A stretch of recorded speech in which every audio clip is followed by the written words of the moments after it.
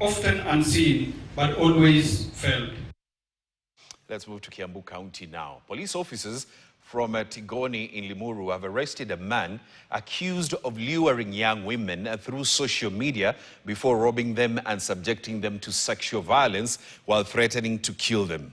So far, more than 10 women have recorded statements at the station, with security officers urging any other victims to come forward and assist with the investigation. It has also been established that the suspect had previously been arrested over similar allegations before being released by the court in September. At Tigoni police station in Limuru, security officers are holding a man accused of luring women through online messages before arranging to meet them. According to some of the victims, the suspect uses multiple identities on social platforms, promising relationships or opportunities. But once they reached the agreed locations, he allegedly robs them of their belongings, including money, phones and other valuables. And on a dating app nikapata ameni text and then tukachat tukakubaliana, so tukakubaliana kumit. So hiyo siku ya kumit akasema tukutane place fulani, so si akasema ananipick town, so nikasema oh ni sawa. Tukaendelea bado kuchat akaniambia tunaweza kuja Wayakiwe. So that's venye tulikuja, hivyo ndivyo tulikuja kutoka Tao hadi Wayakiwe. Tukashuka place fulani. Kushuka place fulani hapo ndipo aliinsist tuchukue pikipiki to a certain place.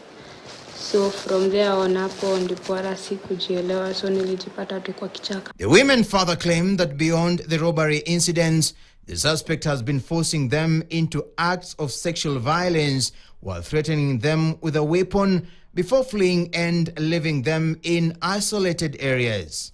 Sasa akanichapa makofi hapo, mimi nikaogopa makofi, nikakaa chini na akaniambia nimpatie simu ajitumie pesa, nimpatie simu kadi ni M-Pesa pin, kama simpei pia ataniua. Mimi sikuwa nataka kufa, nikampatia M-Pesa pin, nikampatia pia simu. Akaniambia toa nguo, toa umevaa. Nikamwambia tukaanza kupigana, tumepigana, alafu sanda kuja akanitoa, kaninamisha, kanijia na nyuma na mbele. Alichukua pesa, akachukua kibeti, anakupeleka kwa kichaka, hapo ndipo anaanza maneno. Limuru police have confirmed the arrest, urging anyone who may have encountered similar incidents to come forward and assist with investigations and the pursuit of justice. Of which after meeting them, he ends up raping them. So far, we have received like 5 cases which are being investigated. I am appealing to the girls and women who have been lured by this suspect to come forward and make their reports without fear, and their reports will be investigated. Police say preliminary findings show the man had earlier been arrested this year over similar allegations before being released by the court in September. The suspect is a serial rapist.